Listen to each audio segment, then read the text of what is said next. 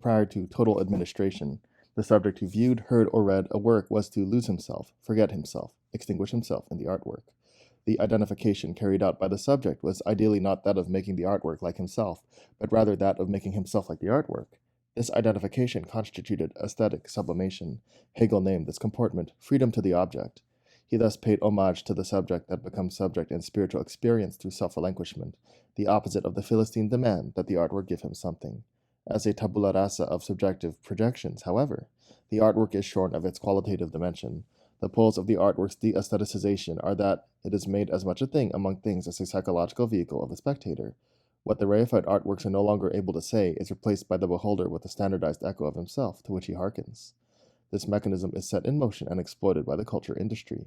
It contrives to make that appear near and familiar to its audience that has been estranged from them and brought close again only by having been heteronomously manipulated. Even the social argumentation against the culture industry, however, has its ideological component. Autonomous art was not completely free from the culture industry's authoritarian ignominy. The artwork's autonomy is, indeed, not a priori but the sedimentation of a historical process that constitutes its concept. In the most authentic works, the authority that cultic objects were once meant to exercise over the gente became the immanent law of form. The idea of freedom, akin to aesthetic autonomy, was shaped by domination, which it universalized. This holds true as well for artworks. The more they freed themselves from external goals, the more completely they determined themselves as their own masters. Because, however, artworks always turn one side towards society, the domination they internalized also radiated externally. Once conscious of this nexus, it is impossible to insist on a critique of the culture industry that draws the line at art.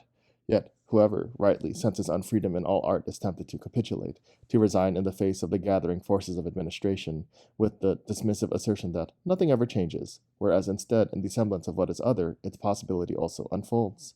That in the midst of the imageless world, the need for art intensifies, as it does also among the masses, who are first confronted with art through mechanical means of reproduction, tend to arouse doubts rather than, given the externality of this need for art, enabling art's continued existence to be defended. The complementary character of this need, and after-image of magic as consolation for disenchantment, degrades art to an example of mundus vult decipi and deforms it. Also belonging to the ontology of false consciousness are those characteristics in which the bourgeoisie, which liberated at the same time that it bridled spirit, self-maliciously accepts and enjoys of spirit only what it cannot completely believe of it. To the extent that art corresponds to manifest social need, it is primarily a profit-driven industry that carries on for as long as it pays, and by its smooth functioning it obscures the fact that it is already dead. There are flourishing genres and subgenres of art, traditional opera for one, that are totally eviscerated without this being in the slightest apparent in official culture. In the difficulties, however, of just approximating its own standard of perfection, opera's spiritual insufficiency presents insurmountable practical problems. Its actual demise is imminent. Trust in the needs of those who, with heightened productive powers, were to raise the whole to a higher form no longer makes sense. Now that these needs have been integrated by a false society and transformed into false ones, those needs do, just as was prognosticated, find satisfaction, but this satisfaction is itself false and robs humans of their human rights.